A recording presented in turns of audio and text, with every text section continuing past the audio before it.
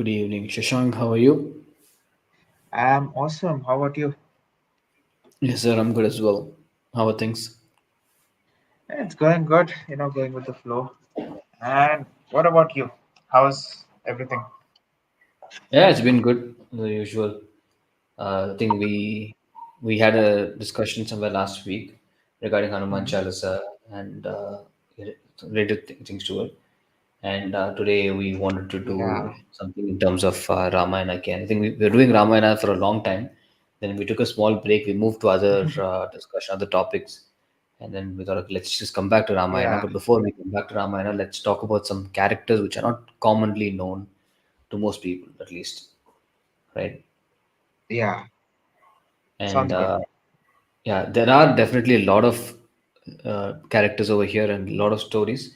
But this is just going to be a brief overview, a small discussion based on the characters we have.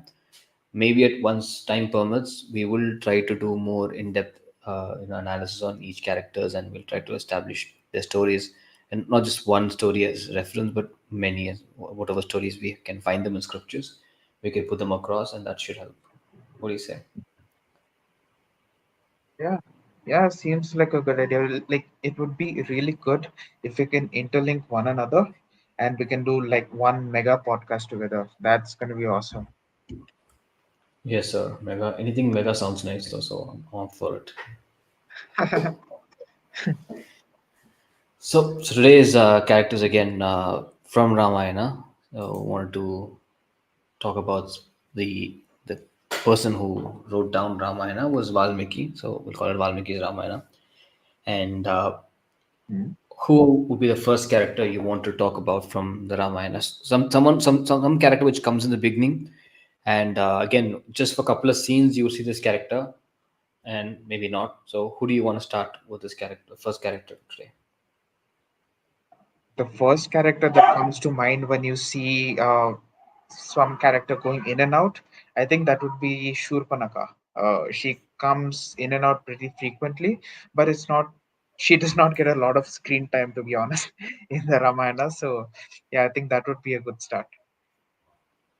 Interesting. Yeah, Suparnaka is one of those characters. I think she, in a way, starts the whole conflict more or less, right? And suddenly she Yeah, disappears from. When she's a person who starts all of it, and then she's no longer in the main story.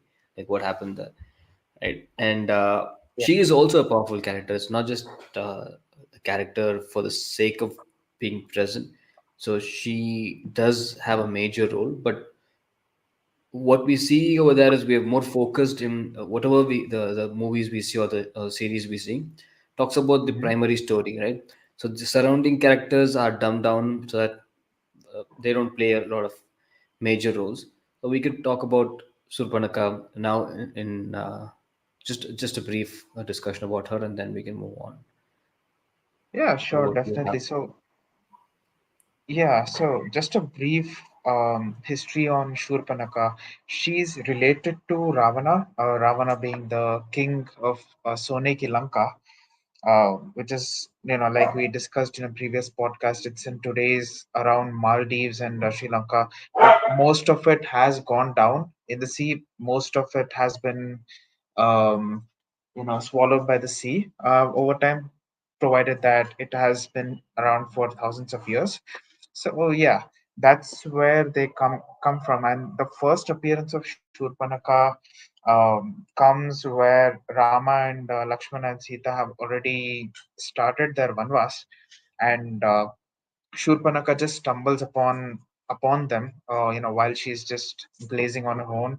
And at that time, the first time that she sees Rama, she instantly falls in love with him. The charm that that man carries and the grace that that man carries. She just falls in love with Rama and ends up approaching him, and she ends up confessing her love towards him, that he would like to, sorry, she would like to be his partner in everything, and that happens. But Rama, being Rama, he ends up rejecting Surpanaka, saying that she is not the one for her, and since he's already married, it would be kind of unfaithful of him to go with her. So Shurpanaka, disheartened, she goes towards Lakshmana next, because immediately the first one in sight after Rama is Lakshmana, and Lakshmana, being charming in his own way, in his own shape and form, she approaches him as well, stating that she would like to spend her entire life with him, and she would like to be with him. And Lakshmana, being Lakshmana himself, he ends up rejecting her as well, since he cannot be unfaithful, and he is in service of his brother Rama, and that would mean that he would be distracted from his goal. So Lakshmana ends up rejecting her as well. Now Shurpanaka, in a state of distress, in a state of anger, sees Sita being the reason for all of this conflict. If Sita were not there, Rama would have happily gone with her, not worrying about him being unfaithful. And even Lakshmana, if she decided to go with him, he would be with her as well. So, in a state of anger, Shurpanaka decides to attack Sita, but Lakshmana steps in the way. And I think we see this scene in the iconic Ramayana serial, the series, the TV series that came out in the 90s or the 80s. It's a The really old one. 92 Japanese made movie, right? Yeah, yeah, the One of the best. 92 Japanese made movie, as well as the Hindi serial that came out in the 90s, I think. I think it was the 90s. I'm not sure about that. But yeah, Okay. yeah, we see we see this scene depicted in both of those scenes in those movies, and we see that it is indicated that Lakshmana cuts off Shurpanaka's nose in an effort to defend Sita. So there are multiple narratives to this. So there is a narrative which says that Ravana only cut off her nose, and there's another narrative which says that Ravana cut off her nipples as well, along with her nose and her ears. So this is a depiction wherein it shows that Lakshmana is stripping off Shurpanaka off of her femininity, off of her dignity, by slicing off these parts of her body. So this is a sort of a graphic depiction, but to tone it down, I think they have just shown that he just cuts off her nose, and they go about their ways, and then we later see Shurpanaka going towards towards her brother Ravana, her cousin brother Ravana, and she later expresses her disbelief, her anger, and all of her frustration upon him, and she sort of taunts Ravana into attacking Rama.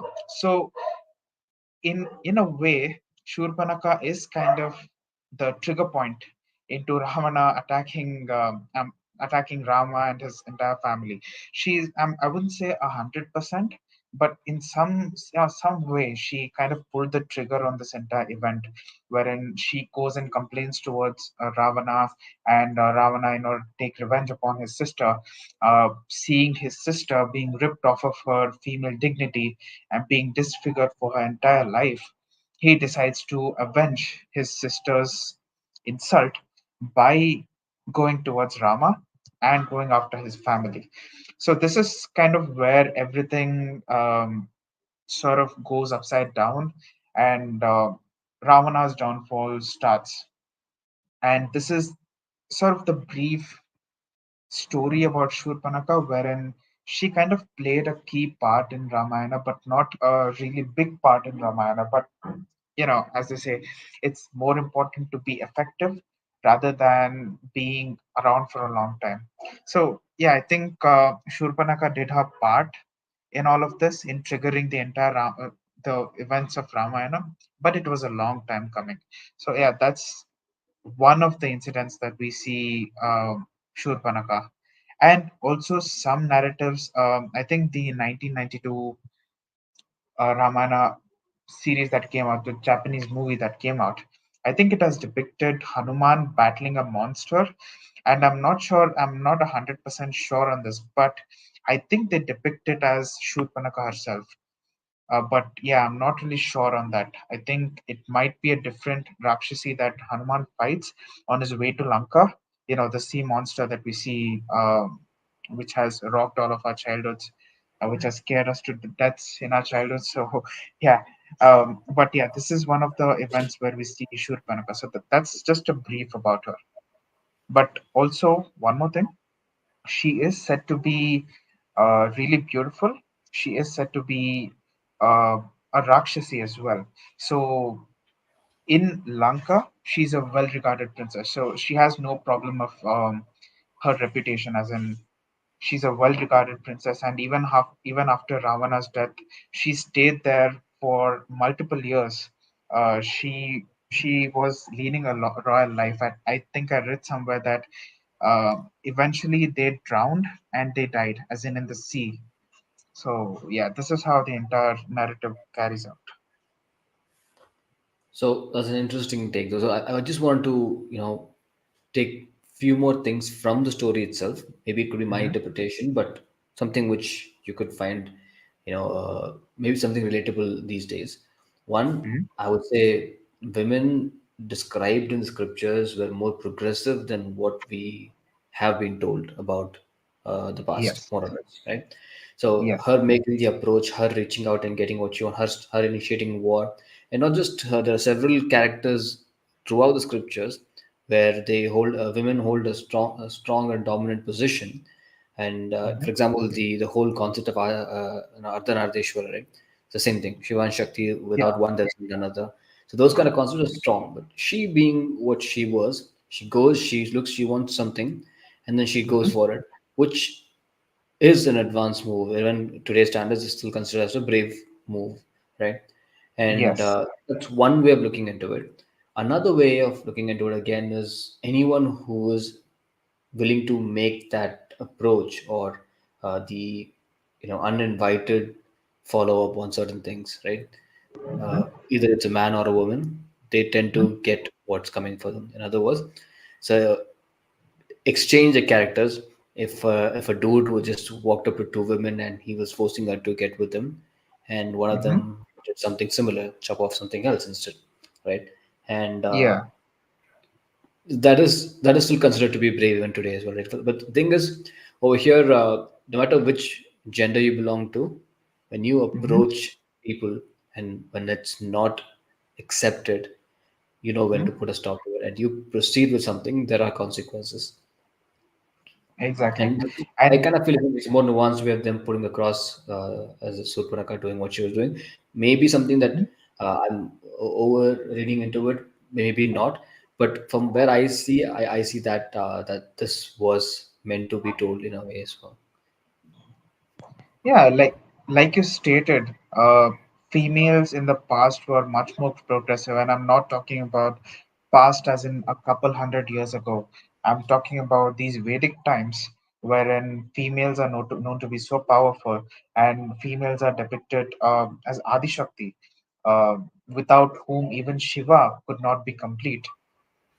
So there are so many characters like this. Adi Shakti goes ahead and slays Mahishasur, and just in this instance, we see Shurpanaka literally triggering the entire Ramayana war. We see so many such powerful characters, but then in today's world, we don't see much of that. Um, yeah, not not gonna get into that topic. So yeah, I think that that's an interesting discussion, but not for this line of discussion yeah, that we have. But yeah, yeah, if we are to have a discussion on feminism or anything of that sort, we should have um, people who share views in either this side or the other side. Maybe a different podcast if you're interested. We could do that. But yeah. yeah, I mean, not in definitely. this line of discussion. Chances are very low for us to bring it. Yeah, definitely. That those are a little too much off topic and a little too political. Little Better too to stay political. off those topics. Yep, I agree.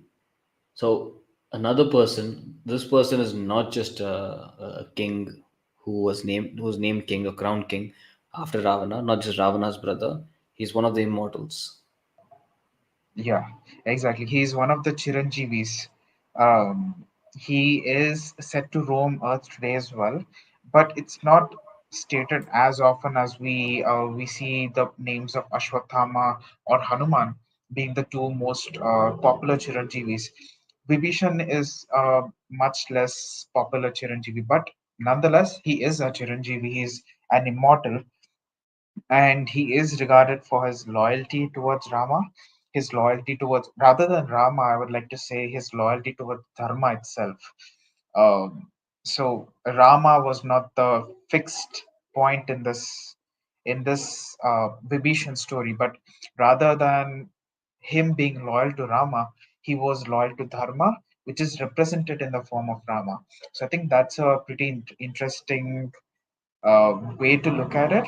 And yeah, like you stated, he's the brother of Ravana, and he's also a member of Ravana's court. So always, whenever there's a conflict, we see Vibhishan coming in to rescue, and Vibhishan just telling Ravana what's right and what's wrong. And if Ravana tends to step on the wrong path, we see Vibhishan just objecting him into going through with that, with whatever action that he's um, about to conduct. And also, we see, I think I read somewhere that Vibhishan was the one who coined Ravana as Vinash Kali Viprita Buddhi, the person who goes to extremes, and his own he'll be the own he'll be his own reason for his own downfall. I think Vibhishan was the first to point it out, and I think Ravana did not like that. I think I read this somewhere, but I'm not able to quite put a finger onto it. But yeah, getting back to the point, Vibhishan has always had a strong moral compass when it comes to issues and adharma and all of those things. And we see the first interaction of Rama and Vibhishan. I think it was after Ravana just took him out, just casted him out of his own darbar, his own kingdom, and Vibhishan encountered Rama in that scenario, and he decided that he's gonna stick to Dharma and in turn sticking with Rama. And ultimately, Vibhishan was the person who played a key part in Ravana's downfall as well. And yeah, for this entire narrative of him being so loyal towards Dharma, so loyal towards Rama, and being so righteous in his path, he was granted the boon of immortality. And also in the Kalki Puran, it is said that all of the Chiranjeevis, everyone, including Mahabali, including Hanuman, including Ashwathama, including the Saptarishis, all of these people are going to come together in order to assist Kalki to defeat Kali. So there's a pretty big role for Vibhishan to play further on. But yeah, for now, he had a pretty small role, but a pretty effective role in the entire downfall of Ravana. So, have you watched this movie from the Telugu movie called Hanuman? It was a recent movie, I Yeah, think last year or something, though. So that's one of those yeah, movies which covered Vibhishana, and it talks about what his role was, and his role was again in a way to maintain dharma and rule yeah, Lanka with, with dharma in its place, right? So yeah, yeah. he was. Yeah, we don't know a lot because we've never been told a lot about Vibhishana, but he's always been there as a primary person. For example, he got a glowing recommendation not just from anyone but from Lord Hanuman himself. Once Yep. during the time Hanuman was at Lanka and when he was asked to be killed because of the kind of actions that he did, Vibhishana was the Mm-hmm. one to step in and say like, you don't kill a messenger. Like that isn't how the way Exactly. it works. And he was Yeah. always concerned, and you mentioned about dharma. He was always concerned about dharma, but he was more focused on Rajya dharma than any other dharma as well, which means his intent was towards the people of Lanka from the start till the end. So even dharma, Yes. there are specific dharma. For example, Lord Rama was also someone who was obsessed with Rajya dharma, right? Mm-hmm. Which is what happens in Ramayana. The end of it, all the sati system and all those things which people point out, the Mm-hmm. essence of Raj Dharma, which was misused later on. Right? He also was focused on his country and what his duty was, and Vibhishana was also in the same. They both had similar mindset when they looked at their country or their people, what they need to do. Yes. Exactly. Vibhishana, Rama. I think And Wali as well. Yeah, I forgot to mention Wali. I think all of these people fall into the same category of upholding Raja Dharma above all else, that they are even ready to sacrifice their own family in order to protect the well-being of the people. They know their duties, they know what they're supposed to do, and I think that's what sets them apart in this entire story. Yeah, and yeah, I think if anyone who hasn't watched, who hasn't heard of Vibhishana, I would still recommend the movie Hanuman, a Telugu movie, a very small budget movie. It's not a main actor, major actor, or anything of that sort, but the movie is really interesting, and the way the music they've just got now, that is just awesome. I still Exactly. love the song, which both they even redid the Hanuman Chalisa. Not a lot of people redo Hanuman Chalisa, the music, because uh, there are only three main Hanuman Chalisa versions which are famous. Two old and one new. One is from I think, if I'm not mistaken, the old one, the very old one, and the second, I think, let me see who the, I think Gulshan Sharma, right? The oldest one. I think that's Yeah, the, Gulshan. Yeah, the yeah, TV. I mean the TR. What's that YouTube channel? T series.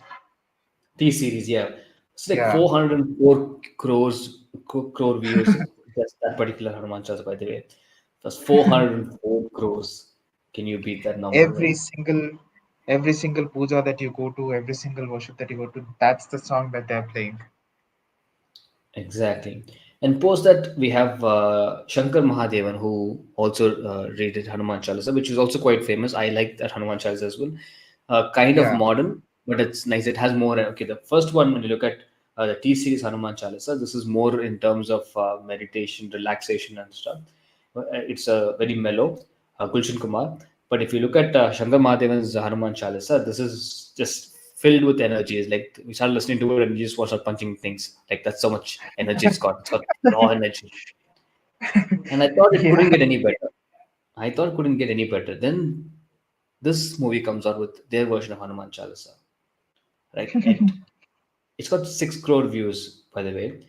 And not a 6 crore views. Again, it's nowhere close to the 404 crore views, just so you know. There's huge difference. Yeah.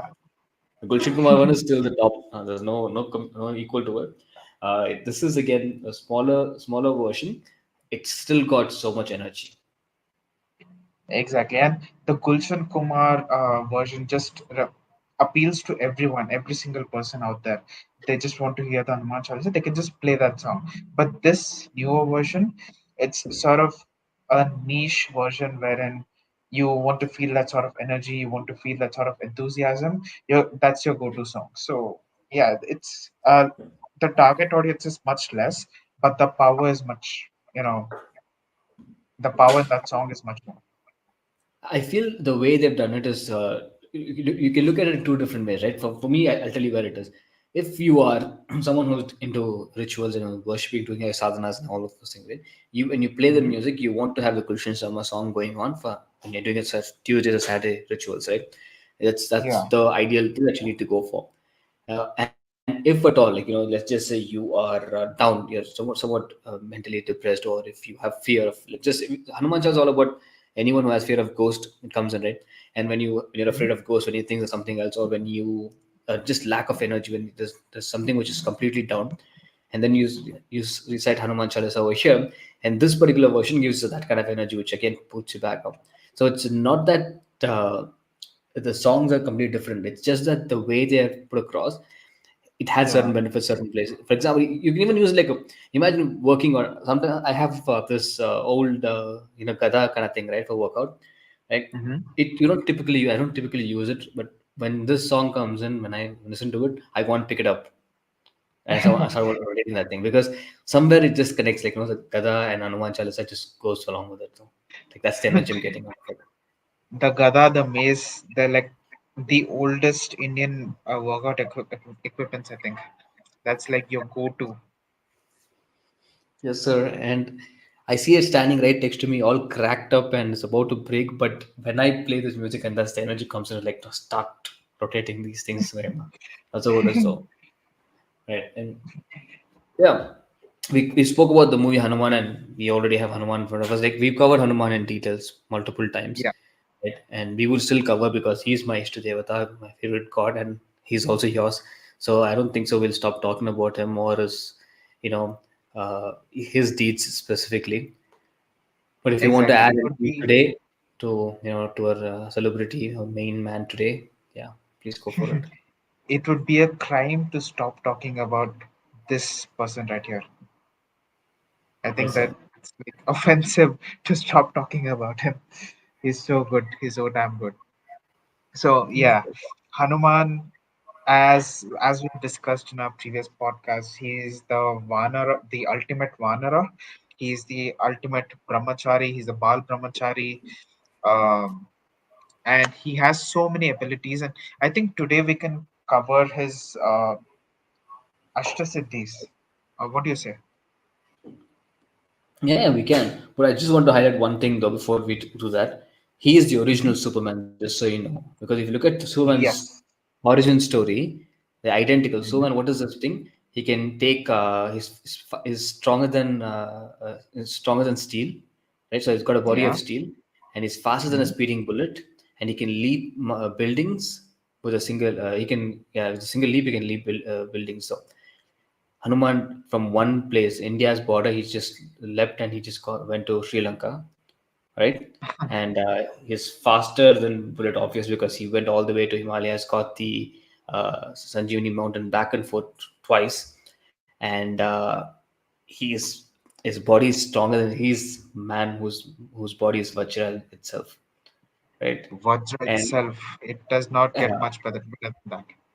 so to me, when I heard the origin story of Superman, and when I see Hanuman, like I think they've been inspired by Hanuman for sure because we know that the Wukong story of the Journey to West has strong influences from Hinduism, which is the Yeah. Monkey King of China, Yeah. and there's a lot of inspiration, and at the same time, if he has been as old as he is, there's definitely inspiration. But in terms of just the description of the powers, right?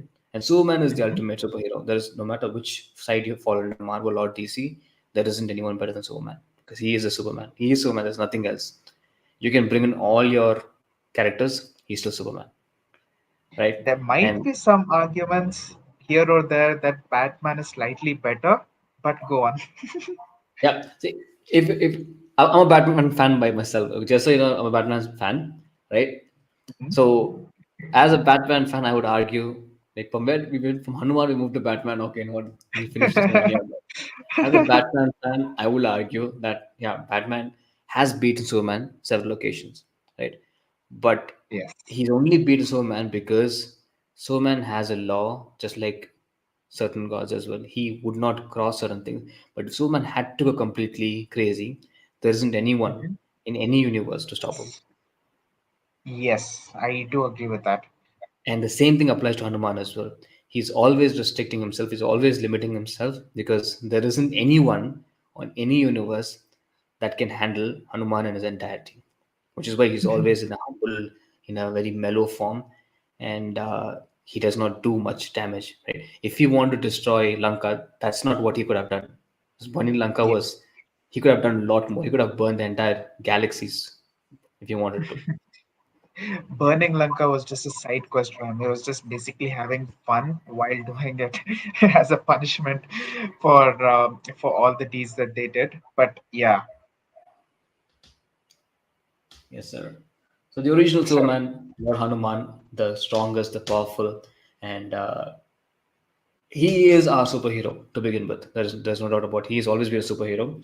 And how mhm, do I why do I even say that? So we can even take him outside the concept of God and move to a different place because if you grew up in the early parts of the 90s, like I'm from the 90s as well, if you mhm, noticed any gyms back in time, even older, if you mhm, look at the 70s, 80s as well, right?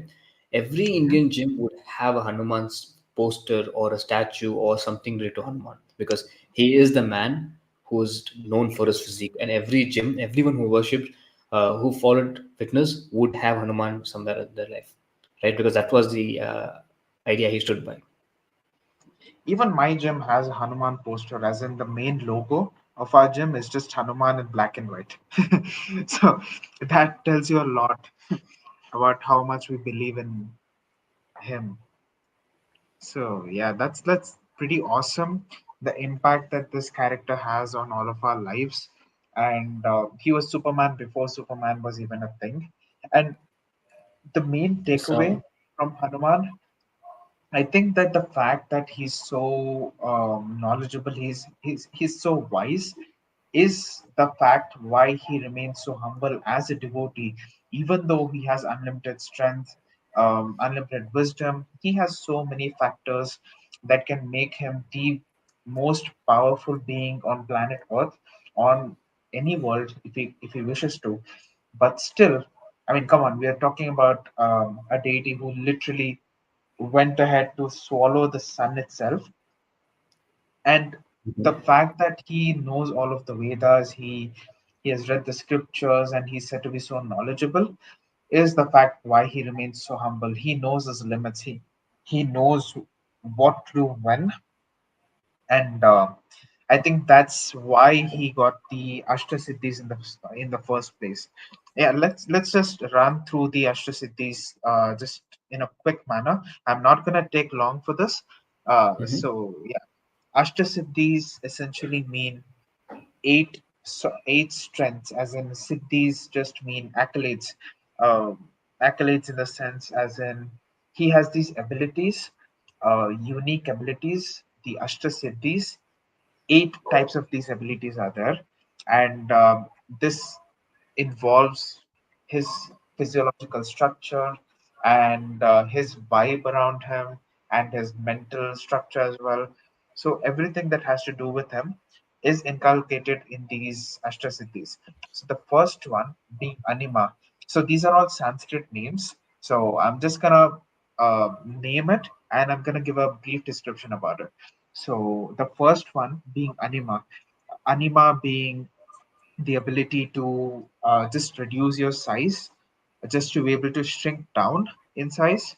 And if you go in a sort of scientific way, it's just rearrangement of your molecules and just making your molecules stick together, leaving less space in between them.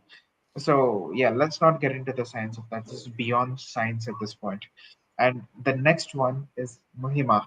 Mahima, as an opposite to Anima, it is the ability to take on a bigger form, to increase your size, and it just, you know, just an opposite of what Anima is. Just Mahima as in having a bigger body structure, and Garima being the ability to alter your weight to make it heavier.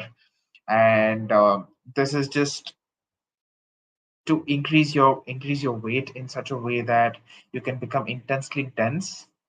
And yeah, again, not gonna get into the science of it. And Lagima being the ability to decrease your weight to your will. And the next one being Prapti, which is where you have the ability to sort of manifest things around you, as in if you are wanting something bad enough, you will have the ability to have it. And that's Prapti, the name itself suggesting that you can just manifest things out of thin air, and that's one of the siddhis that he has acquired. And Prakamya meaning the ability to, uh, how to explain this, sort of adapting yourself, as in, let's take this example. If you're going to be underwater, you have the ability to adapt to be able to breathe underwater. If you have the ability, if you want the ability to breathe out of thin air, you'll be able to, thin atmosphere, you'll be able to adapt to that as well. So that's Prakamya. And the next one being Ishitwa. I'm not able to get the right pronunciation of that name since it's a Sanskrit name. So yeah, Mhm. that has the ability to control another person's nature, as in their behavior, their mental pattern. You have the ability to, you know sort of conjure these things, manifest these things into your own will. And the next one being Vasitva, being purely able to control other people's minds, as in you'll be able to read their mind, you'll be able to sort of be able to know what they think. And these are the eight Ashtasiddhis that Hanuman has acquired as boons from various gods. So yeah, these are the various abilities of Hanuman. The fact that he has all of these abilities, and the fact that he still remains to be a devotee instead of a benevolent god to all the beings on this entire realm, drunken with power. We see Ravana drunken with power. We see so many other entities, Hiranyaksha, Hiranyakashipu, and Indra, the god, the king of gods as well. He is drunken with power as well in so many occasions. We see so many people who are so inferior in strength to Hanuman still be so aggravated by their own strengths, but yet our beloved Hanuman just remains so humble. And that's sort of the key takeaways from Hanuman, I believe. Yes, sir, I agree. There are a lot of stories that you could talk about Hanuman. It doesn't end at all. But as Hmm. we discussed, we just want to give highlights on certain characters today, and we've discussed about Hanuman almost always. So another person who's less known or less Hmm. famous from the Ramayana would be Sugriva. Bali and Yes. Sugriva, but today we'll discuss Sugriva, the younger Yes. brother of Vali, and another person you mentioned earlier, and he's obsessed with Rajadharma, so just like his brother, even he too is obsessed with Rajadharma. So Yes. there's a trend or a pattern you would see. Each one was very strongly aligned to their duties, Yes. which whatever hardships they went through, their duties were something which they were strongly bonded with, and they were definitely aligned to that thought where they had to do it irrespective of what consequences or whatever issues they're facing. They had to do that, right? And not everyone were rewarded for it. If you take a look at the story itself, when Hmm. Lord Rama had to suffer for him to do the duty of his son, which is listen to his father, for that he had to suffer 14 years, Yes. correct? So for every when good deed, there are sometimes actions or consequences which may be bad in a short term, but there's more into that. We could cover some other time, like what is the actual way the karma works. But over here we have Sugriva, who had gone through his own trials and tribulations as well. At the same time, he also is a very prominent character. What do you have on Sugriva that we could discuss today?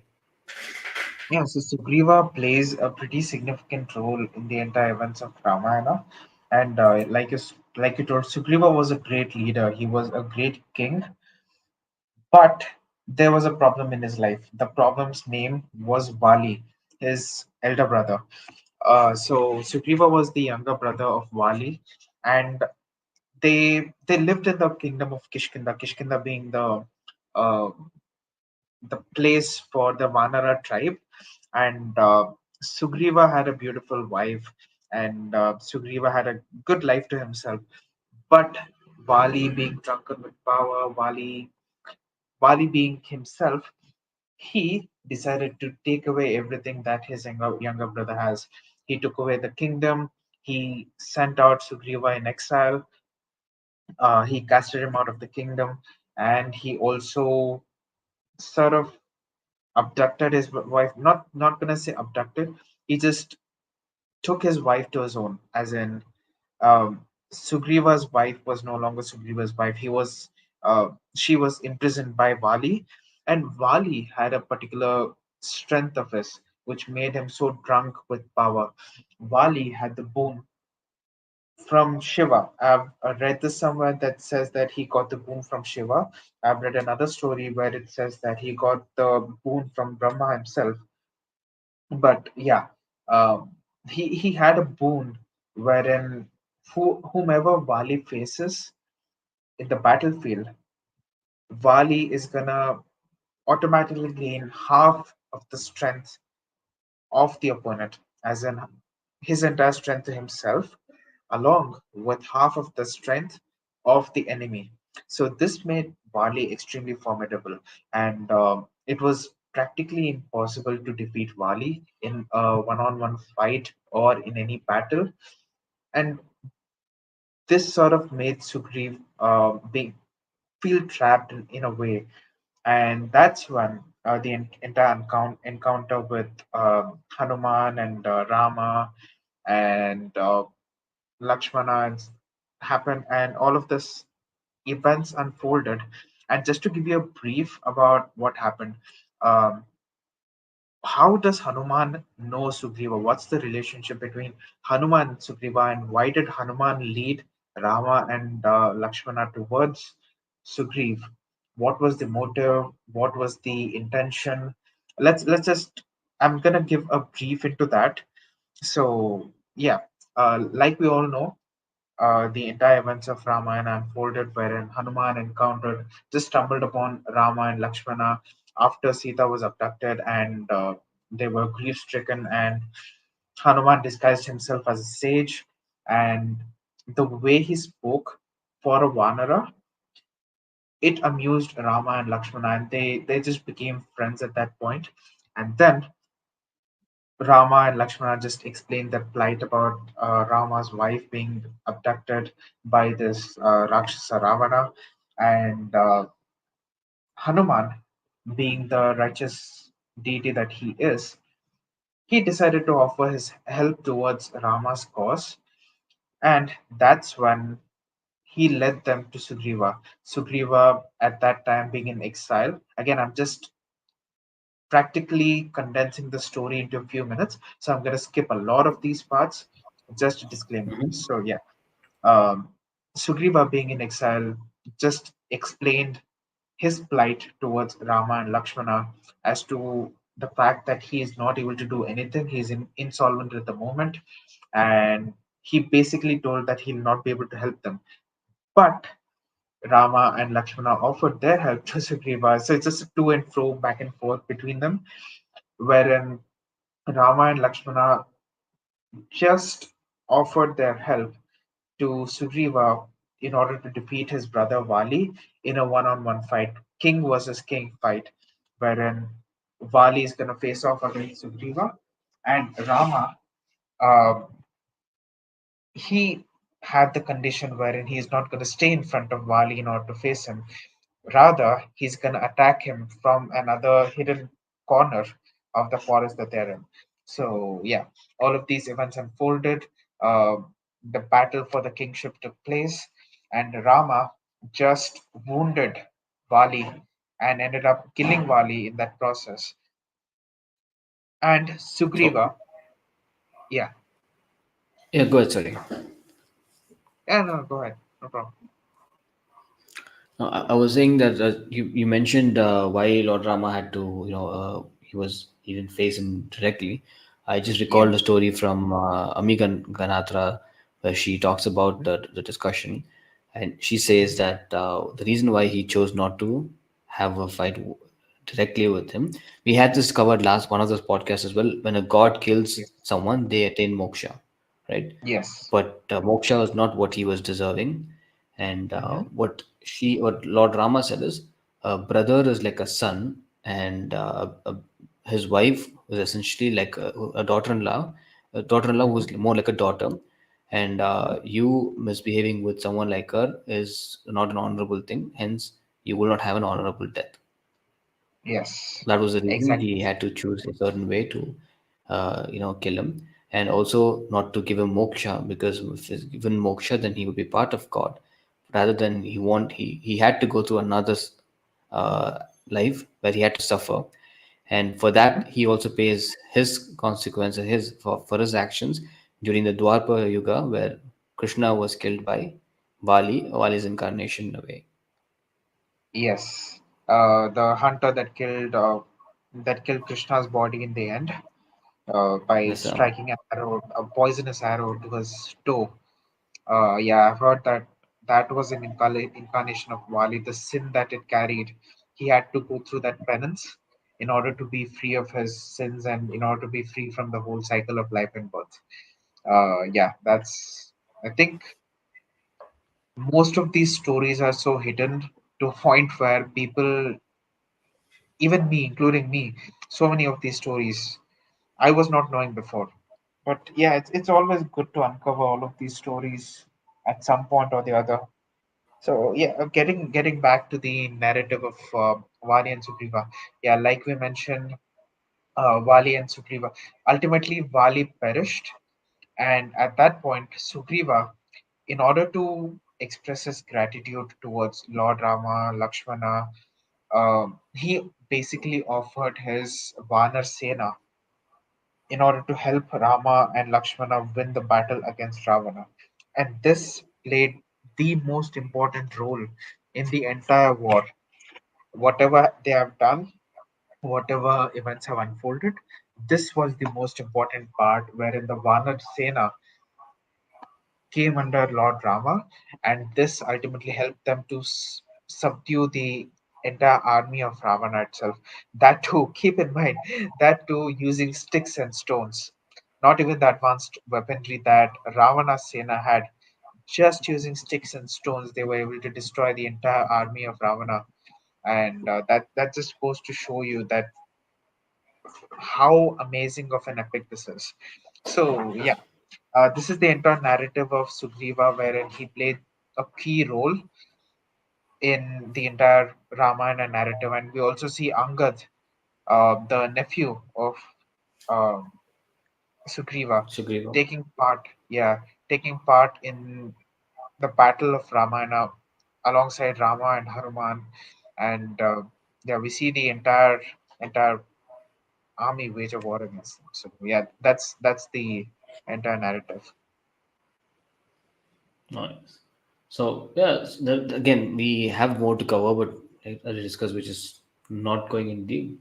We wanted to share some of those things, and Yeah. same thing goes to a story of Jatayu as well as Sampati as well. Again, two prominent characters, not Mhm. famous, but their counterparts. Sort of Icarus, which is the same story again, is quite famous. Yes. The Greek mythology, apparently, but the Indian mythology, Indian history, no, but not many people know about what Jatayu or Sampati or Sampati had to go through. But Icarus story, yeah, they all know.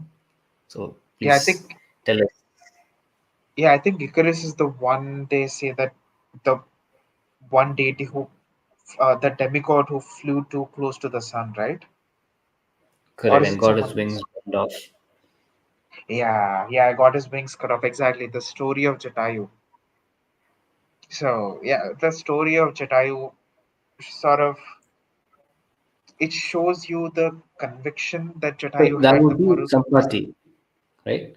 Sampati is going to be burnt off. I mean, Jatayu was the one who did what you told. Like he Yeah, got too arrogant, and the brother was the one who saved him. But it was little bit different than that of Icarus, right? yeah, sort of a variation of that story. Okay, yes, sir.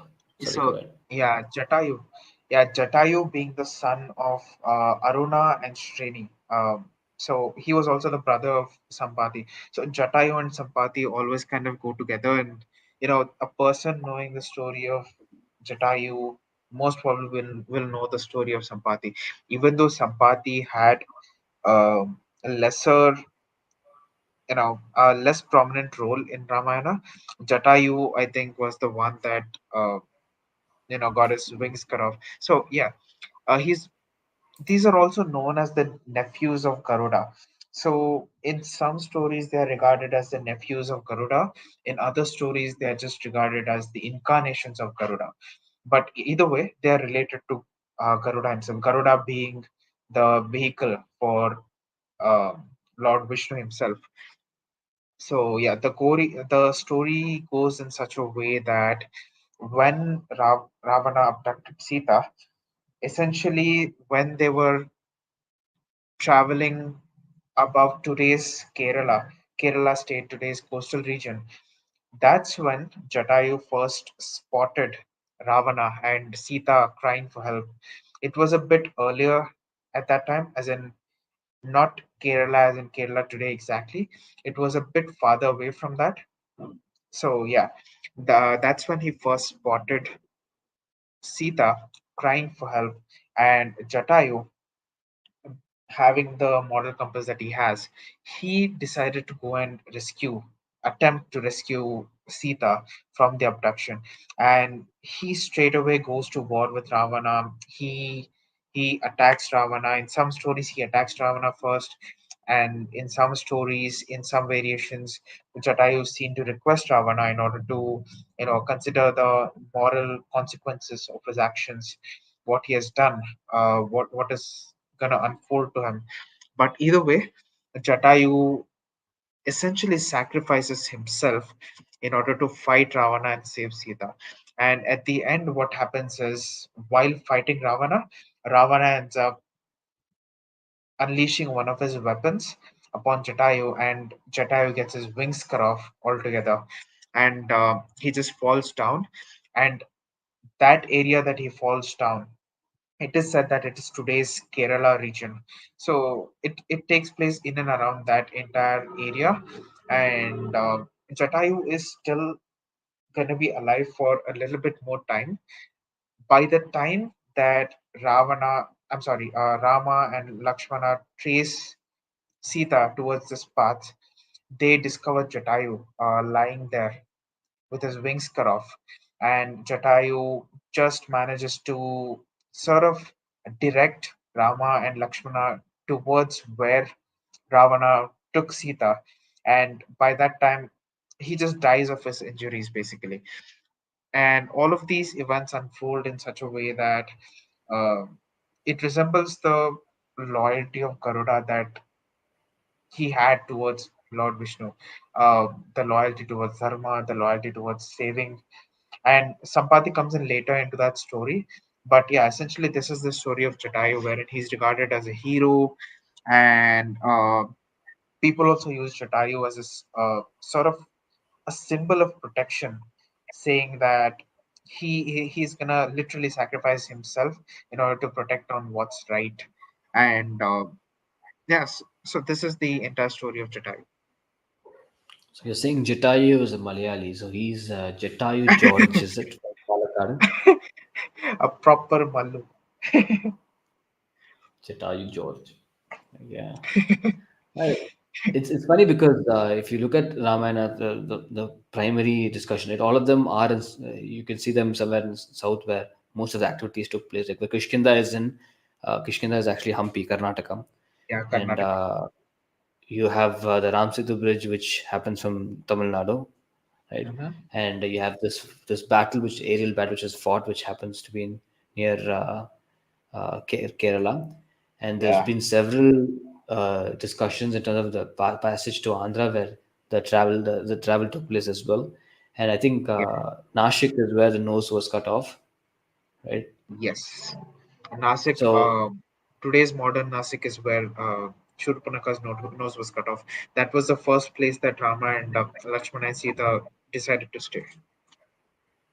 correct. So there are descriptions of southern places too, not just north as most, because again Ramayana tends to not be that famous in south because most assume that this happens to be happening somewhere in the north, and this is very similar to north. But all the prominent events and places like Kishkinda or Lord Hanuman all happen in the south, right? And Yes, that's another interesting thing as well, yes, exactly. Just right? contrary And as to it's supposed to be more famous in we see Sri Lanka celebrating all of these stories. They have an entire temple for Ravana itself, worshipping him as a god of knowledge rather than him being a demon Rakshasa. They literally worship him. They, they worship his 10 heads as a sign of knowledge and wisdom. So we get that contrast in beliefs, wherein over here on this side we see Ravana as a demon, as a villain. Over on that side, in some areas, we see that Ravana is basically considered as a symbol of knowledge. yes, sir. So Ahalya, I think one of my favorite names from the Ramayana. There are a few names, especially female names. Look at Ahalya, Anusuya. These are really nice names, right? Yes, And the story is also equally nice as well about Ahalya. She was cursed and then she was touched by Lord Rama's feet, and then she turned. She came back to life. Today I was Yes. watching. I was watching a post. So Ami Ganata, again, she gave a speech in Texas somewhere. I think Texas somewhere in the U.S., where she talks about how she was not a stone. And I haven't listened to the video, nor did I fully pay attention to what was at that point of time. But I'm willing to go through that, listen to it, and what she means by it. And Mhm. yeah, she's an expert in this one, in Raman especially. So I'm curious to know what she has to say about Ahilya's story, though. Yeah, I mean, obviously she's a really learned person. I've heard so many podcasts of her, and she really knows her stuff. I'm true appreciation. She's. It's Yes, always nice to hear her. correct. Lot of information regarding Ramayana, especially, comes from her. I think uh, there are few people who are actually current. If you look at the current timeline, right, there are few people who are spending time in these things, and some of them have very strong, credentials. She's one of those. I can't even think of anyone who's on equal level as her when it comes to the scriptures, right? I can't even think of anyone Yeah, else at this point, though. Like, that's how good she I mean, is. And even though there are others, they do tend to fall towards a scientific part of it. For example, Dr. Nilesh Oka, Dr. Raj Vedam, they're more of a science and historian aspect to it. They touch upon Hinduism, but uh, not much, correct? But yes. from where we see, we need more people to discuss these things, right? Yeah, I mean, obviously this needs a lot of encouragement, and the more people that come forward to speak of all of this, the more that this knowledge is going to spread. Yes, sir. So yeah, I think we have a lot, but again, this is we wanted to discuss more of her. As I mentioned, as much as what I knew of her or what you had to think of her, we wanted to put a stop here because we know that there is some new information that we want to look into, and I want to Hmm. listen to that as well. And before we discuss, so we can pick up, uh, you know, Ahalya some other time. And we do have Tara. We discussed about Vali and Sugriva. And we do have Tara. We do have Mandodari. We would come to these characters eventually, right? So Yes. currently, what we're thinking is, I think we are good with what we discussed today. What do you say? Hmm. Yeah, I mean, it's always good to know about these things. Good to even it's a good habit for me as well to research on all of these topics. But yeah, it's always fun to do about all of this. I was thinking more in the lines of Mahabharata. In another podcast, I think we can cover that as well. But yeah, we're gonna carry these topics in the next podcast, and we're gonna slowly transition towards Mahabharata. Yes, sir. Mahabharata, that's a big area to discuss, by the way. Big area, right? There isn't. Yeah. I mean, there's so much in Mahabharata, so much. When I was a kid, I caught the concept of test tube babies from Mahabharata. Like this, the concept of test tube baby. I was like, what, like, how is this here? But then I was too young at that point of time. But yeah, there's a lot to discuss when it comes to Mahabharata, though. I mean, we basically have an unmined gold mine in our hands. That's Mahabharata. So many topics to discuss. Yes, sir. So, earlier, do you want to add anything to it uh, before we end this podcast today? Yeah, I mean, we can just give a brief about her, and then we can just go into detail. I think we can just cover her in this podcast. What do you say? Yes, sir. Of course. Yeah. So yeah, Ma, I'm just gonna give a little brief about her. I'm not gonna go in too much into detail. I'm not gonna take too much time. But yeah, essentially the story goes wherein Ahalya, the wife of Gautam Maharishi. So Gautam Maharishi is one of the great sages who has contributed a lot towards the Vedic system, and he was actually the one who wrote the fourth mandal of the Rigveda itself. So that itself is his biggest, I'm not going to say the biggest contribution, but yeah, his most significant and most recognized contribution. And if I'm going to tell you about the story of how Brahma made Ahalya to be the most beautiful woman on earth and have the boon of remaining beautiful forever. And then he basically told Gautam Maharishi to take care of Ahalya until she comes of age.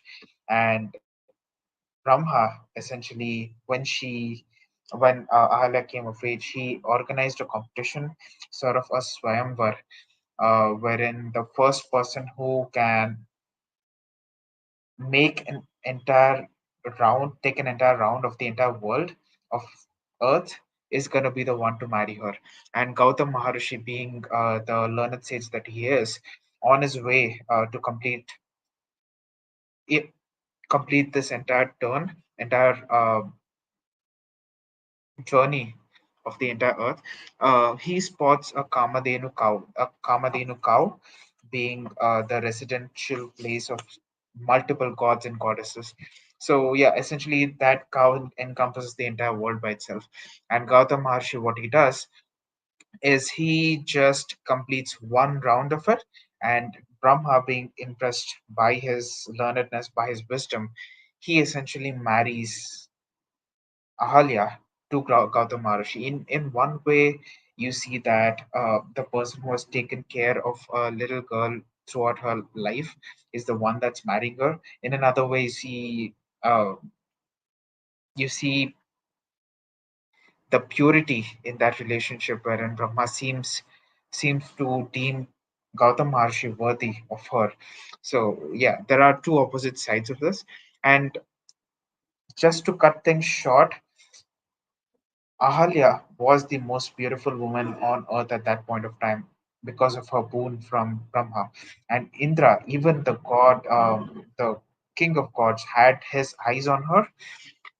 And what he does is essentially one day when Gautam Maharishi uh, goes to take a bath at around morning 4:30, 4 a.m. to 4:30, that's the Brahma Muhurat. Uh, just before he starts off with his day, he goes towards the river to take a bath. And at that time, Lord Indra disguises himself as Gautam Maharishi, and he enters the house, and he asks Ahalya to be with him, to be his partner, to lead her life with him. And Ahalya, instantly recognizing that this is not her husband, she just refuses the offer. And at that point of time, Indra, disheartened after his request being denied, he just exits out of the house. And that at that point of time, Gautam Maharshi returns. And this is where the entire curse of Ahalya takes place, wherein Gautam Maharshi, being the angry sage that he is known for his temper, by the way. Uh, Durvasa Rishi and Gautam Maharishi and all of these sages are known for their temper. Not to make them angry is the main rule over there. So yeah, Gautam Maharishi just gets angry and he curses to turn Ahalya into a stone for her infidelity. He thinks that his wife has been unfaithful with him, and at that point, Indra just basically clarifies the entire situation, wherein uh, there was nothing that had happened, and then Ahalya as well tries to convince her husband as to give clarity about what has happened over here. And at that point, once his anger cools down, Gautam Maharshi decides to reduce the penance of his wife, and he tells that the only way that this curse can be cured is if Vishnu himself comes down and touches the stone of Ahalya. So that's the entire curse that Ahalya occurred, and Indra was not able to get away scot free. He also got the curse of having 1,000 eyes all over his body. And there are other stories wherein they say that Indra did not get any curse, and there are other stories which say that Indra was able to get his curse removed by spending much amount of time in penance. But yeah, again, I'm not really sure about all of these stories. But yeah, the curse goes that he was disfigured in such a way that nobody was able to even look at him because he had 1,000 eyes all over his body. So yeah, this is the entire story of Ahalya. She sort of depicts the innocence of a woman, I would say. Even though she was innocent in this entire story, she was the one that got the punishment at the end. But yeah, at the end of the story, she did get her redemption, and she was cured of her curse by Rama being the incarnate of Lord Vishnu. And ultimately, she retreated towards the Himalayas to find her husband Gautam Maharishi. And when she found him, she essentially spent her entire life with Gautam Maharishi in penance in the Himalayas. So this is how the entire story of Ahalya. Again, I've cut most of these parts out just to save time, but yeah, this is the entire gist of it. Interesting. So yeah, like I said, for me, I still have to check few more things of Ahalya. Frankly speaking, uh, this, like you said, there are so many stories. I think there's also this entire story starts in the first part, Balakand, if I'm not mistaken, where Vishwamitra, when he's Yes, taking Lord Rama and Lakshmana with him, he tells these stories to them. Correct? yes, exactly. And yeah, and that is when they actually go to their hermitage. That's when he tells them the stories. So as the story progresses, he talks about them getting together as well. At some point, I think the curse was meant to be broken and she was meant to be with Maharishi Gautama, and I think that also happened somewhere. But again, I kind of want to know more about her at this point, though, earlier in the story. So I think that'll be my homework. I'll Yeah, have I to mean go into. it's a pretty interesting story. Yeah, there are a lot of parts of the story that I've cut out, but yeah, it's a pretty long story. Yeah. Yes, sir. So with Ahalya, I think we can stop the session for today. We will catch up next week again. Yes. And you wanted, you were suggesting something. Next week, what do we do? Yeah. Yeah. Let's. Yeah, we're gonna cover these topics as well, but let's bleed into Mahabharata as well. I was getting curious about that topic as well. So yeah, let's try to introduce Mahabharata slowly, and then we can just do a series later. All right. So Mahabharata is Mahabharata is one thing that has got so many stories. So that's gonna be interesting. Like, frankly, Exactly. I only know like 5% of Mahabharata. There's so many stories that we don't know, and that's gonna be a really interesting one. So All right. So yeah, we've done with today's discussion, and as we were saying, we have characters such as Tara, Mandodari, which would complete at some point. We will you know, work on them. At some point, we will have discussions on them, but not today, I guess. Thanks for yep. joining. I think next week we will again join. We will start, discussing on Mahabharata and see if we can get some interesting ideas and stories that were never disclosed, not that popular stories. Let's bring it out and discuss those. So definitely. All right. So thank you once again, Shank, and you have a nice weekend now. You too. You too. Sir, take care. Okay. Bye bye. Bye.